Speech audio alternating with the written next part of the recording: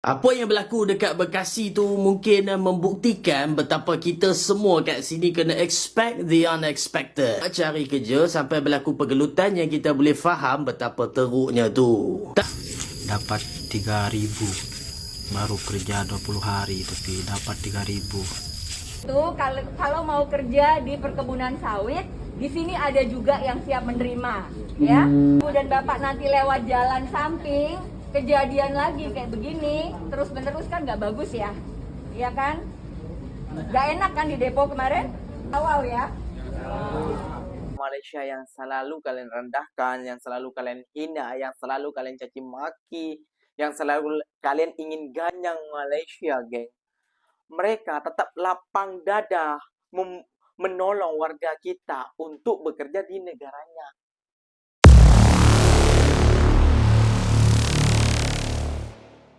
Assalamualaikum warahmatullahi wabarakatuh, geng. Berjumpa lagi bersama saya Iki. Gimana kabar-kabar saudara-saudara, sahabat-sahabat saya? Semoga kabar kalian selalu baik-baik saja. Dilindungi oleh Allah Subhanahu wa taala, dijauhkan dari segala bala musibah dan diberi umur panjang. Amin ya rabbal alamin. Oke, geng, seperti biasanya di video kali ini Ikinya akan mereaksi beberapa video yang telah di-tag maupun yang telah terjumpa di TikTok. Dan di video kali ini Ikinya akan mereaksi sebuah video buat netizen Konoha ataupun buat oknum-oknum yang tidak suka dengan negara Malaysia. Kalian boleh lihat ini. Buat orang-orang yang membenci negara Malaysia, menghina negara Malaysia, namun negara Malaysia masih membuka lapang dadanya untuk warga Indonesia untuk bekerja di Malaysia, mencari nafkah, menghidupi keluarganya yang di kampung halaman, geng. Nah, ada sebuah video yang telah kena tangkap, yang kena operation, yang telah masuk penjara juga kayak gitu, geng, ya. Namun dibicarakan oleh orang Indonesia sendiri, nggak tahu orang Indonesia, nggak tahu orang Sabah, kata orang Tawau kayak gitu, geng, ya. Kalian boleh masuk lagi namun setelah 5 tahun. Namun ingat, jangan masuk jalur tikus, kalau tidak kalian kena bisa hukuman lagi.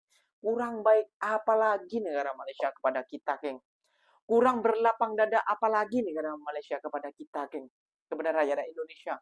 Namun ya namanya juga manusia ya, geng, ya, yang IQ-nya di bawah rata-rata, yang kata ada tempurung, yang memikirkan dirinya sendiri, tidak memikirkan orang-orang Indonesia seperti apa kayak gitu ya. Susahnya mencari pekerjaan di negaranya sendiri sampai dia rela masuk dengan secara haram ya. Karena bukan apa ya, geng, ya, Kingwan yang mengatakan seperti itu, ya memang itu adalah faktanya.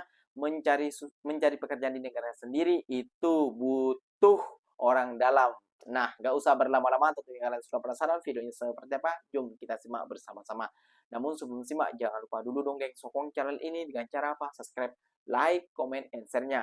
Apa-apa benda, silahkan komen ke bawah. Janji, jangan bergaduh. Oke, kita simak dulu videonya. Let's go. Apa yang berlaku dekat Bekasi tu mungkin membuktikan betapa kita semua kat sini kena expect the unexpected. Tapi first thing first, apa benda yang dah berlaku kat Bekasi tu? Pada 27 Mei, ada acara Expo Kejaya kat Pusat Convention Universiti Presiden di Jabal Bekar. Expo ni bernama Bekasi Pasti Kerja. 64 syarikat ambil bahagian, tawarkan 2,557 kekosongan kerja. The problem? 25,000 orang menyerbu Expo ni. Look at them. Betapa ramainya pergi ke sana nak cari kerja sampai berlaku pergelutan yang kita boleh faham betapa teruknya tu. Tapi kita stop sekejap nak amati benda ni secara terperinci kerana 25,000 orang takkan sesekali muncul out of the blue, kan? Bekasi ni terletak tak jauh dari Jakarta. Kat sana pun ada je jajaran perindustrian yang dipanggil Greater Jakarta. Bekasi ni sebahagian lah yang aktif kat industri pengeluaran dan juga logistik. Tempat macam ni akan jadi target lepasan universiti, orang yang hilang kerja dan juga individu yang dah pun ada kerja tapi gaji tak sedap. So senang kata, fresh grad, lay off job seekers and underemployed people. Cuma Indonesia tengah hadapi kesukaran ekonomi yang boleh tahan degil jugalah. First kita tengok penganggur dalam kalangan anak muda. 840,000 fresh graduate struggle sangat-sangat nak cari kerja. Then Dan kita tengok pula jurang miskin kaya kat sana yang semakin teruk. Asalnya 21%, warga sana kelas tengah. Sekarang 17%. Makin melebar the gap tu. Selepas tu pula kita tengok Badan Statistik Indonesia cakap apa.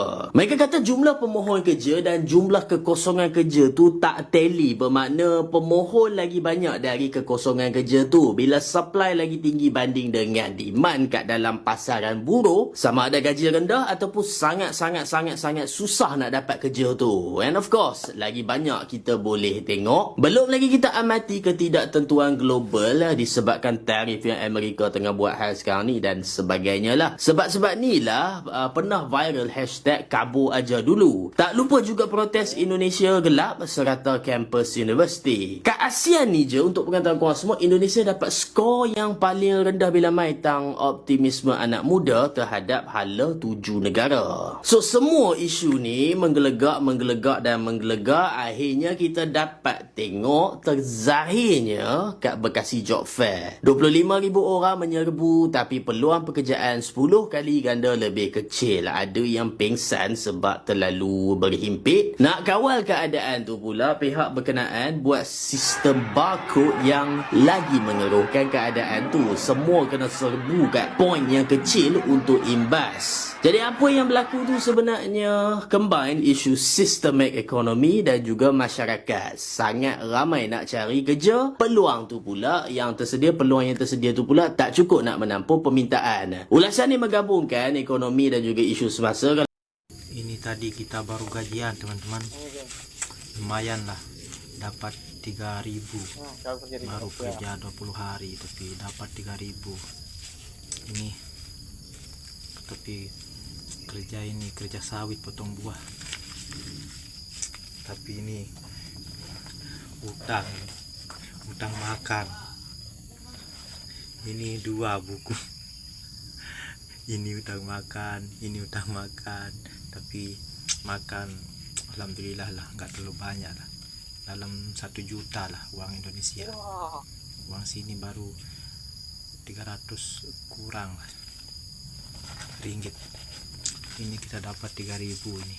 Kita kerja 20 hari. Alhamdulillah. Tetaplah bersyukur. Dan kita tujuan di Malaysia ini merantau. Jadi harus tetap rajin kerja. Jangan lupa sholat, berdoa supaya dimurahkan rezeki. Dan jangan berpoya-poya. Dan jangan buat gaduh, buat hal. Kita di Malaysia ini merantau. Jadi kita harus tahu diri. Harus sopan, santun. Dan rajinlah bekerja. Tujuan kita di sini merantau kerja, cari uang supaya agar kita bisa beli apa yang kita belum bisa beli di kampung kita. Contoh kita belum bisa buat rumah, beli tanah, beli motor. Nah, kita merantau supaya kita bisa beli tanah, buat rumah, beli motor dan modal lainnya buat usaha atau buat modal kawin apa, balik kampung. Ya teman-teman semuanya, salam anak rantau. Ya, tetap semangat para pejuang nafkah, para pejuang keluarga. Ingat tujuan kita merantau.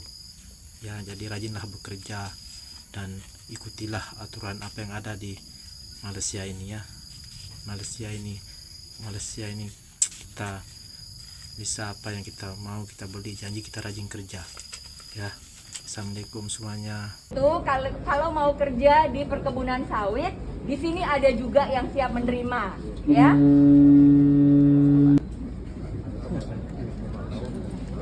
Banyak tuh. 5 tahun ya. Oh, dan 5 tahun. Tuh, nanti kalau sudah bisa lagi, masa tunggunya lewat, mau kembali boleh. Karena kalau ibu dan bapak nanti lewat jalan samping, kejadian lagi kayak begini, terus-menerus kan nggak bagus ya. Iya kan? Gak enak kan di depo kemarin? Iya, Bu. Jadi coba dulu kerjanya yang sesuai prosedur, biar jangan sampai kejadian lagi. Ini Tawau ya? Mana yang dari Kalimantan, mana? Asal dari Kalimantan? Cuma 1? Dari Sulawesi? Sulawesi? Katakan, Sulawesi. Orang Indonesia kan lambat. Ada dari Jawa nggak? Nggak ada. Iya. Jadi coba ini semua di perkebunan sawit semua kemarin. Di sini banyak. Ya, di lingkungan saya, Pak.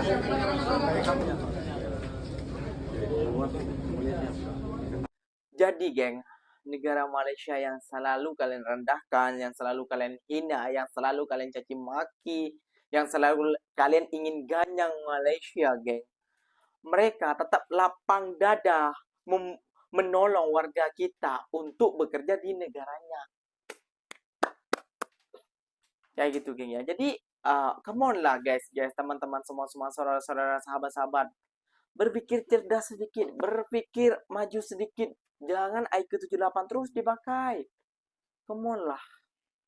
Kayak gitu ya geng ya. Dan ini buat buat perbandingan kayak gitu ya geng ya. Karena bila kayak gini banyak orang yang seperti ini geng, banyak orang yang yang biasanya yang kena tangkap dan lain sebagainya karena memang susah mencari pekerjaan di negara kita. Memang susah banget, makanya sampai rela untuk menjalurkan jalur haram ataupun jalur ilegal lah, jalur apalah kayak gitu ya. Mereka rela kayak gitu ya, bertaruh nyawa. Karena kenapa? Ya kalau mereka tidak bertaruh nyawa, nyawa mereka juga habis juga ya. Karena keluarga mereka mau dikasih makan apa? Lihat sendiri. Di negara kita begitu susahnya mencari pekerjaan. Nanti ada statement juga membuat dari pemerintah kita ataupun para pejabat kita, Indonesia tidak butuh investor karena orang Indonesia banyak yang kaya. Bullshit. Karena investor rakyatnya berlambak di negara Malaysia.